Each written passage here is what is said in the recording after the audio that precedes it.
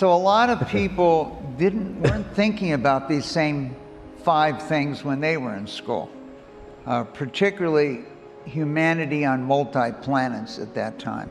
Well, sci-fi was certainly thinking about it, but you know, I think at some point we want to make science fiction not fiction forever, and yeah, so like let's make life multiplanetary and be a spacefaring civilization, be out there among the stars. You know, I think there are things that like you have to be excited about the future. You know, life cannot just be about solving one problem after another. There have to be things that really sort of move your heart and that make you excited to wake up in the morning. And I think becoming a spacefaring civilization is one of those things. If you ask kids anywhere around the world, like what are some of the most inspiring things, you can ask a 5-year-old, 6-year-old anywhere in the world, and they're going to say, you know, space exploration is one of those things. And we want to make sure that we're you know, that Apollo is not the high watermark. In fact, you mentioned at one point that you wrote a letter offering to run the Apollo program, I believe. Yeah, you would have done a fantastic job. But the point is that the Apollo program was something that was inspiring to everyone around the world. And we don't want the Apollo program to be the high watermark of human exploration. And yeah, I think you want to have some sense that the future is going to be better than the past, that we're going to be out there, going to other star systems, and you know, what you see in a science fiction, non-dystopian sci-fi story, of which there are not many, but like Star Trek, I suppose. Well, speaking of Star Trek, Elon, when I think about you, let's look at Spock's from Star Trek here. Space, the final frontier. These are the voyages of the Starship Enterprise. Their ongoing mission, to explore strange new worlds, to seek out new life forms and new civilizations, to boldly go where no one has gone before. So when I think about you, I think about Spock and Captain Kirk, and you're going to take us to places we've never gone before. Yeah, that's the idea.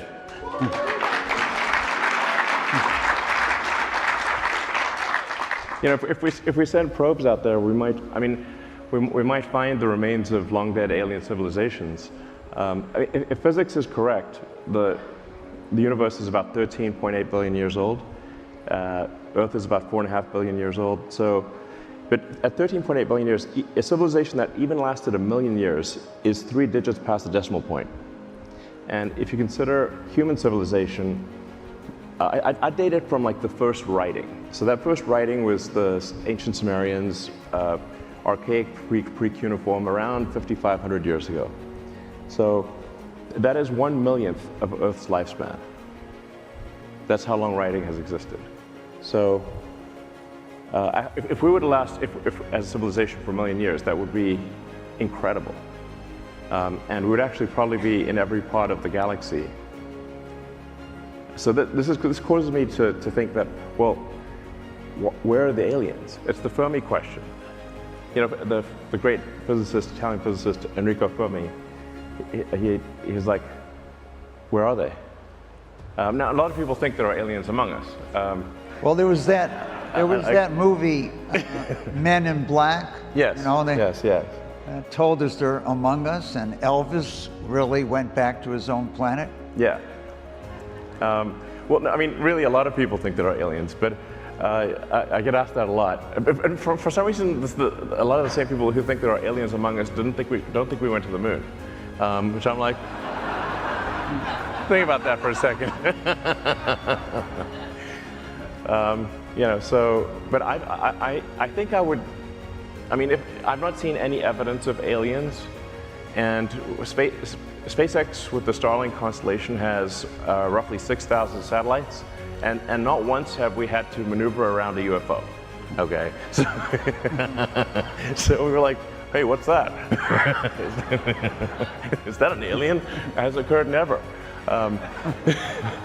So I'm like, okay, I don't see any evidence of aliens, and I look at it. If somebody has evidence of aliens in a, you know, that's not just a fuzzy blob, then I'd love to see it, love to hear about it, but I don't think there is. So, which is actually reason for concern, because you could, if any civilization in the Milky Way, in our galaxy, were to last for 1 million years, even with a speed of travel that's far below the speed of light, you know, like a few % of speed of light, they could easily have explored and colonized the whole galaxy. So they haven't. So why not? I think the answer might be, or perhaps probably is, that civilization is precarious and rare, and that you should really think of human civilization as being like a tiny candle in a vast darkness, and we should do everything possible to ensure that that candle does not go out.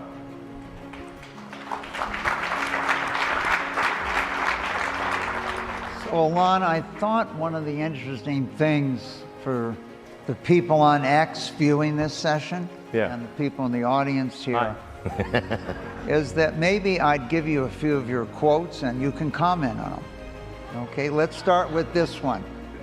Free speech. Freedom of speech is the bedrock of democracy. Yeah. Without it, America ends.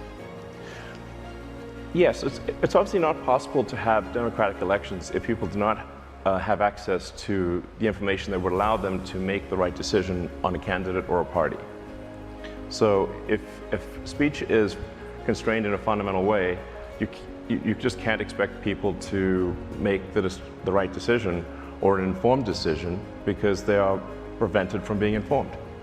I think it's a foundational element, and it's, you know, I have to say, like, why is free speech, freedom of speech, the First Amendment? Is because people came from countries where if you spoke freely, you would be imprisoned or killed. That was why they were like, you know what, we should make sure that we got that one.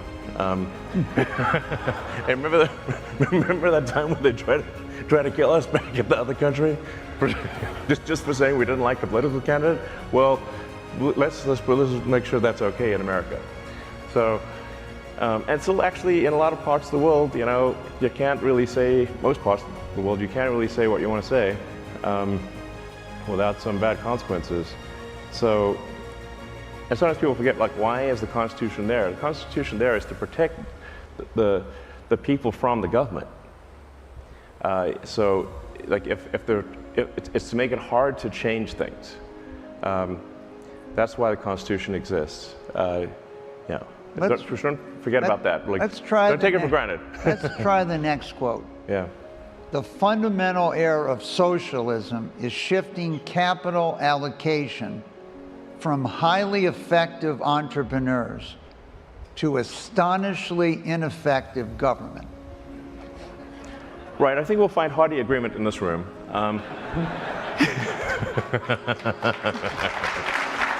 So, yeah, I think that this is definitely a stacked deck on that front. But yeah, you'll hear this sort of argument like, oh, we shouldn't have some greedy corporation do it. We should have the government do it. I'm like, well, actually, the government is just a corporation in the limit. So if the government is a corporation with a monopoly on violence. So if you're unhappy with a commercial corporation doing it, you should be actually very unhappy with the government doing it, since it is simply a corporation, the most corporate thing. You know, you can actually easily get more sway in a company than you can, the outcome of a company, than you can in the government. So, I mean, everyone's experienced this going to the DMV. Have you said, like, do you want the DMV at scale? Probably not, okay? All right, The government is the DMV at scale. let's try another one. Discrimination on the basis of anything other than merit is wrong. Yeah, I think we do need to have a merit-based system, because as soon as you go down the path of you're going to discriminate on non-merit-based, then where do you stop? So yeah, I think we need to be as rigorous about merit as possible, and while it is, yeah, to me that seems like that's a foundational thing. So again, I also think this room is probably supportive of a merit-based situation.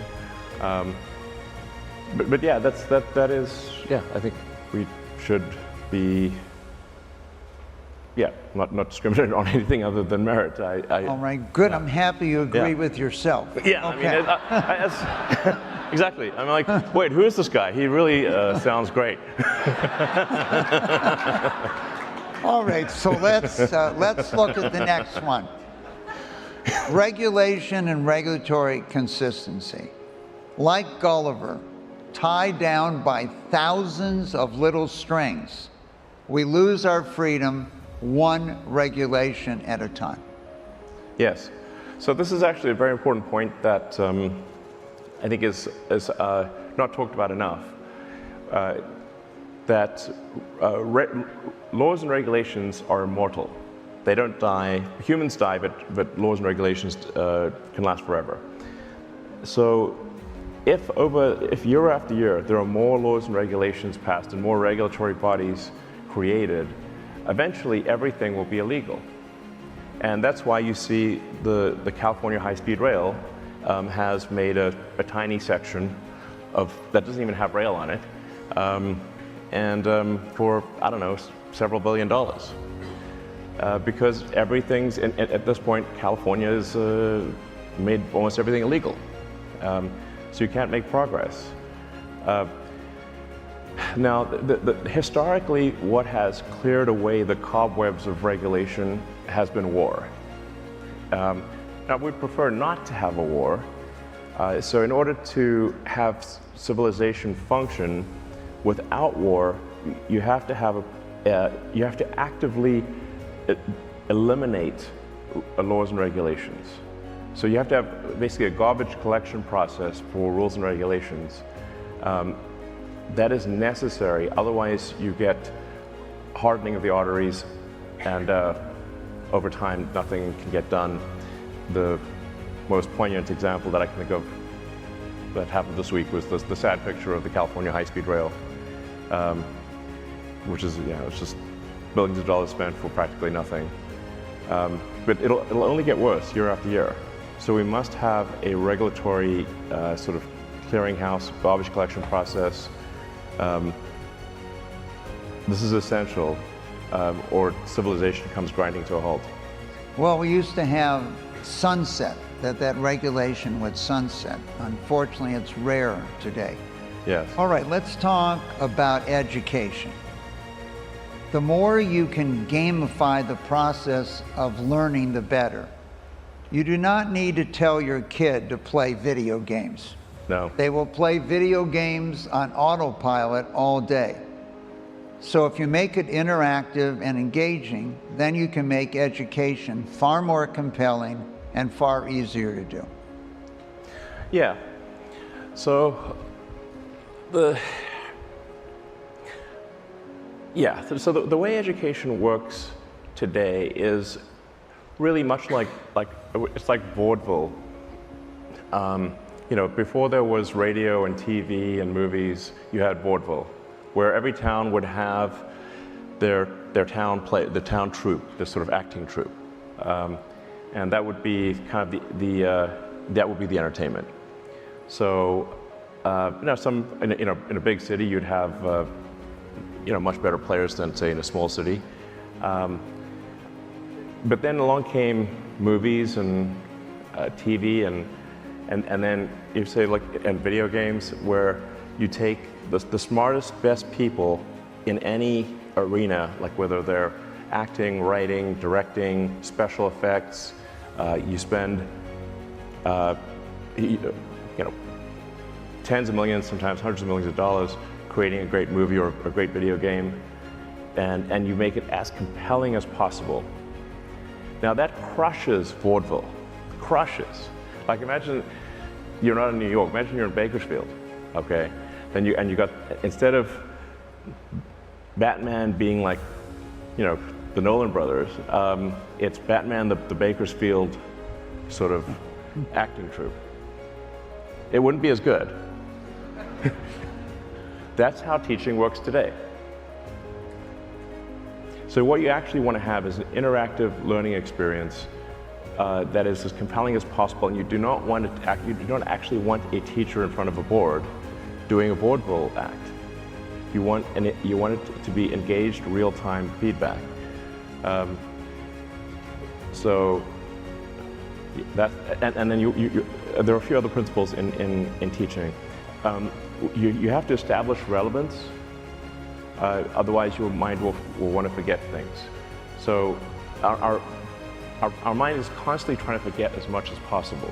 So you'll only remember things if your mind can establish relevance or there's a strong emotional element to it. Otherwise, you're basically going to forget everything. Memory is very expensive from an evolutionary standpoint, so it's trying to forget as much as possible. So when teaching a course, you have to explain to kids why it's important.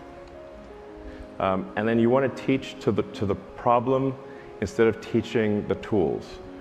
So what I mean by that is, if you said, here's a car engine, we're going to try to understand how this car engine works. We're going to take it apart.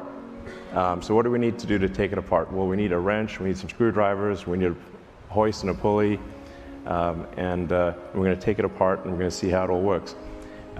That's engaging. And along the way, you learn about wrenches and screwdrivers and all the tools that are needed.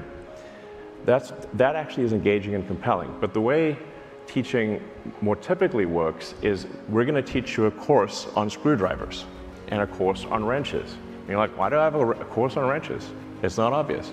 That would be like, say, a course on calculus without explaining what calculus is used for. Then you sort of forget it. Yeah. Well, we have a lot of work to do in that area. Let's talk about a non-controversial issue, immigration. Sure. Right? Here is Elon on immigration. I'm very much in favor of increased and expedited legal immigration for anyone who is talented, hardworking, and honest. Yeah. Bizarrely, it's difficult and agonizing slow to immigrate to the U.S. legally, but it's trivial and fast to enter illegally. This obviously makes no sense. Right. I mean, once again, I agree with that guy.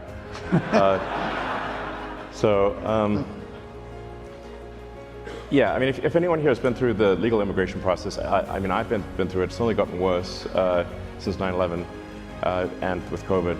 It's a sort of Kafkaesque, very long, bizarre process to immigrate legally to the U.S. I mean, I have friends of mine who, they can't get their wife to have a green card. It's like insane. On the other hand, it's you can hop across the border in the South trivially. It's just like very easy. I went to the border myself just to see like what's going on. Is this real or like is this propaganda or real? And so I just went there and I'm like, oh, it is real. Okay, this is crazy. We've got situations where people are pouring across the border like it's World War Z. I'm like, this doesn't seem healthy. So I'm like, are we checking anyone here, or like, what's going on? And we don't. This is not to say that. I mean, I'm a big believer in immigration, but to have unvetted immigration at large scale is a recipe for disaster. So I'm in favor of greatly expediting legal immigration, but having a secure southern border, so there's some vetting of who comes into the United States. I think this is just sensible. All right, let's now link Starlink to education. We're basically building the internet in space. Yes. Why it matters? Starlink is a massive enabler for people in remote locations to learn anything. Yes. You can learn almost anything for free on the internet right now. For example, MIT has all of its lessons online. That's if you have internet. If you don't, you're limited to books. It might be the #1 technology that improves people's standard of living around the world, Starlink. Yeah, absolutely. So once you have access to the internet, you have access to all the world's information. But if you don't have access to the internet, or it's too expensive, or low bandwidth, then you cannot access the MIT lessons, you can't access all the information, and you can't sell the goods and services that you produce. So internet connectivity, I think it might be certainly a candidate for one of the things that would do more to lift people out of poverty than anything else. Because they can now sell their goods and services, they can learn anything, but without connectivity they cannot. So I think Starlink will actually like move the GDP of countries. Like it's going to be that kind of thing. Because what is GDP is a function of average productivity per person. And so if there's a technology that improves productivity per person, you would expect to see that actually reflected in the gross domestic product. All right, civilization is fragile. I think it is. We should always regard civilization as fragile. Yeah. There is not an inevitable upward trajectory. A lot of civilizations have risen and fallen in recent years. Yes. I suspect most people in this room have actually read history, but if you haven't, I strongly recommend it.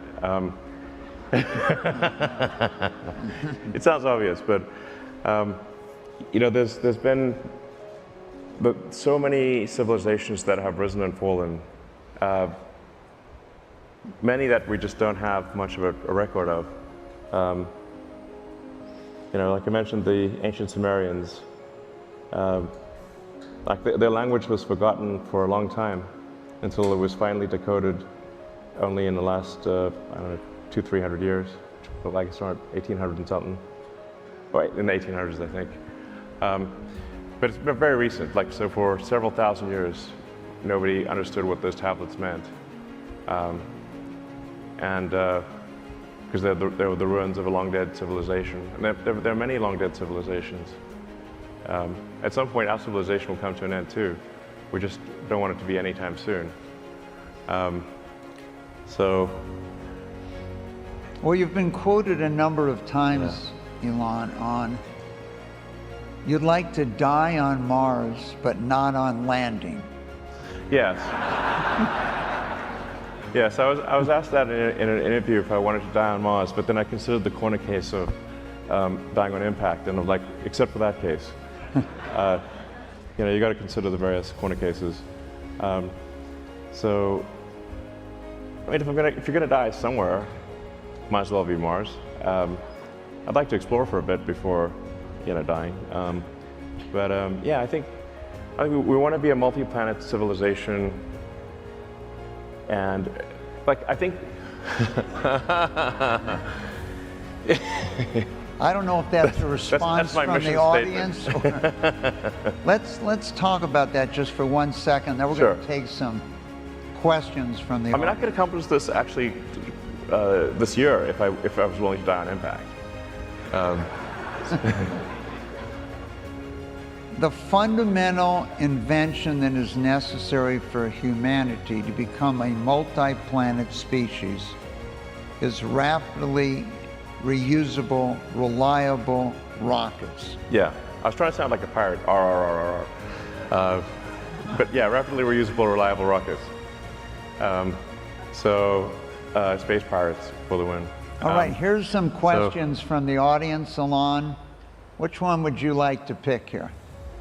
Well, I guess let me maybe just touch upon why I think making life multiplanetary is important, because I think it's one of the things that gets us past one of the Fermi great filters.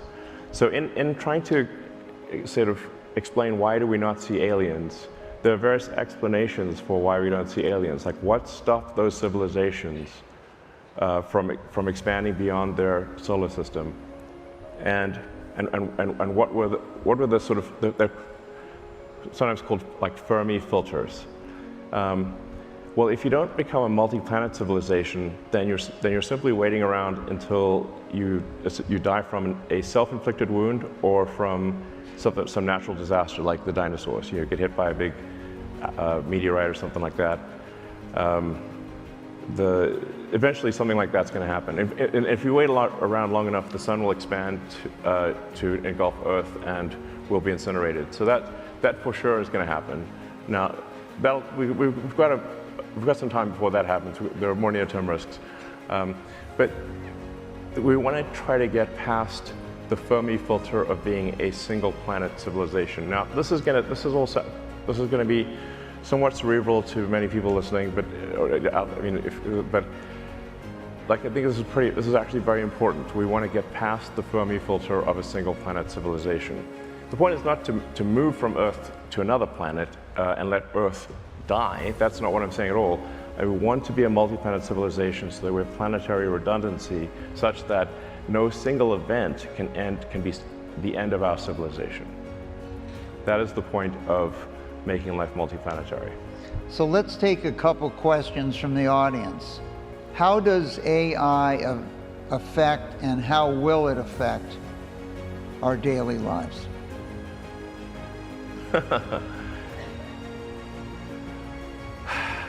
AI. Hi.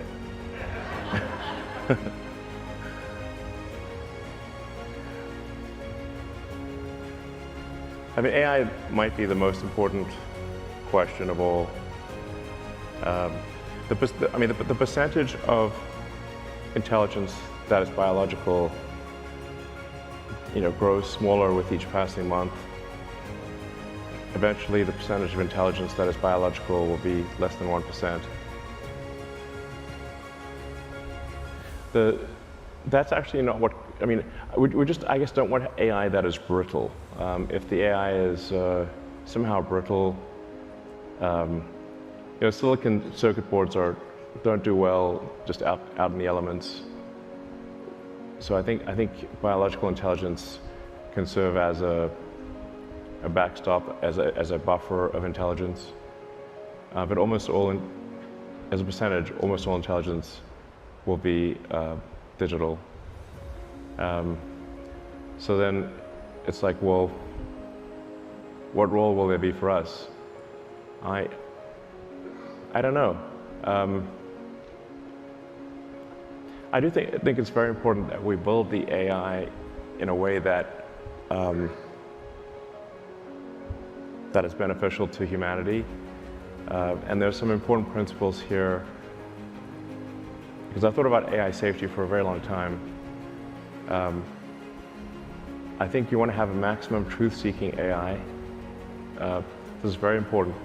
The AI should not be taught to lie. It should not be taught to say things that are not true. Even if those things are politically incorrect, it should still say what it believes to be true.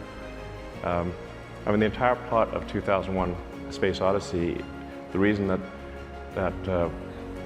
HAL 9000 killed the astronauts was because it was forced to lie. I don't know if most people realize that. That's what Arthur C. Clarke was trying to say. Don't make the AI lie. The AI was told that the astronauts could not know the secret of the monolith, but also that it must take them to the monolith. The solution, take them to the monolith dead. And so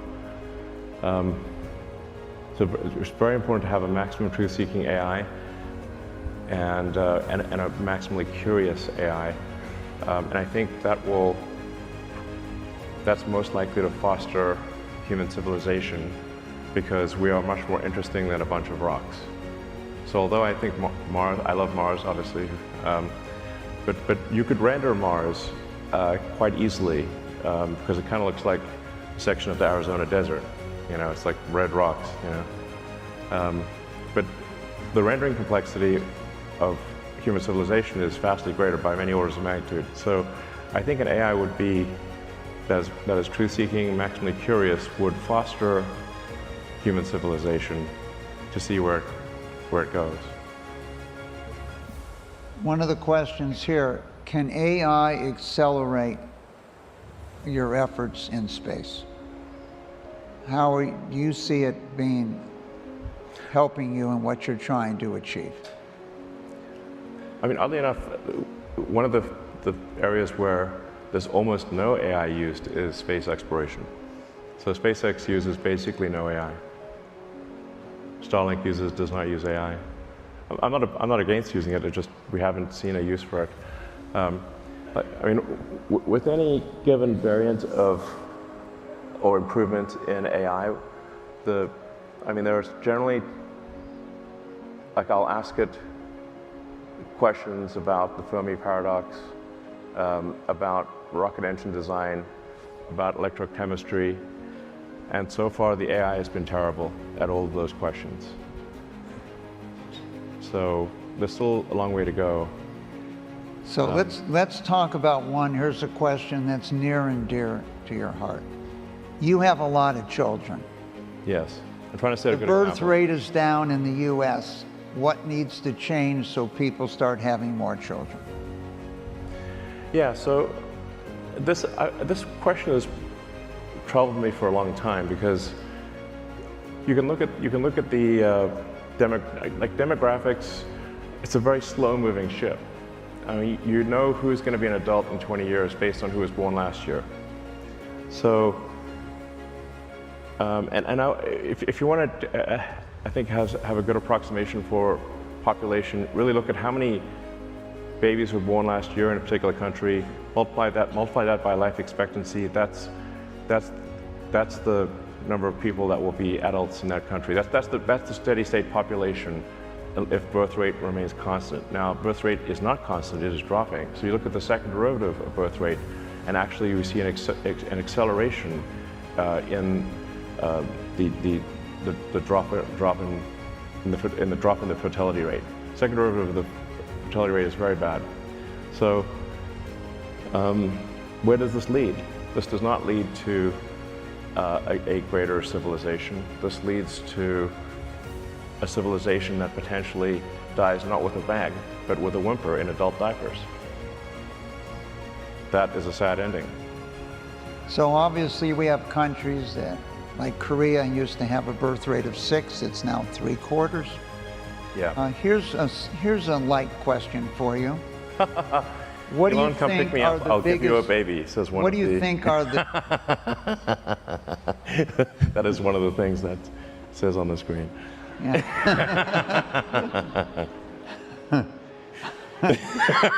I don't know if everyone heard that. You want to read it? It says, Elon, come pick me up, I'll give you a baby.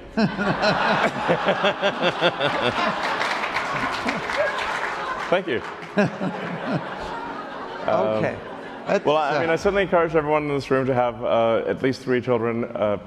Look, this baby's got to come from somewhere, you know. I think we just want to have, I don't know, I think we want to have like a slightly increasing population, not a plummeting population. You know, and I think this applies to all countries and cultures. Like, I don't think we want any country or culture to disappear. We want them to ideally flourish and not disappear. So, in fact, one of the things that is overlooked by probably most historians is the role of low birth rate in the decline of civilizations. So around, I think it was around 50 BC, Rome passed a bill to give a bonus to any Roman citizen that would have a 3rd child. So this was a birth rate was a problem in Rome in 50 BC. The Romans weren't making Romans. The same is true of ancient Greece. So there was a time from about 800 BC to 300-ish BC where the Greeks had a lot of kids, and a lot of surviving kids. Like the birth rate far exceeded the death rate, which is why you had Greek cities popping up all over the Mediterranean. But then, I think basically, it seems to be that prosperity destroys the birth rate. So when a civilization feels like it has no meaningful external threat and is very prosperous, that is what causes the birth rate to plummet. Somewhat counterintuitively, you think, well, if you've got more resources, surely that would lead to more kids. In fact, it is the opposite. The more prosperous a civilization, and the more a civilization feels that it does not need to defend against external threats, the lower the birth rate. I'd say that, there's a lot of research on this. There's really been three. Number one, prosperity, as you've said. Number two, improvements in healthcare. So in 1900, half the children died on the planet before their fifth. And the third was the education of women. So we've had some pretty interesting questions put up here, but let's try this one. What keeps you up at night and what gives you joy? Well, I think kids give me joy. So I probably get the most joy from my kids. I'm not saying that that's the reason to have kids, because we should have them anyway, but I certainly, kids are the greatest source of joy in my life. In terms of what keeps me up at night, I guess it's anything that's like, I think, a civilizational risk. If the birth rates continuing to plummet, I do think about the birth rates plummeting as being a civilizational risk. I think anything that undermines the foundations of democracy in America or elsewhere as a risk. I think anything that's leading us away from a merit-based system is a risk. I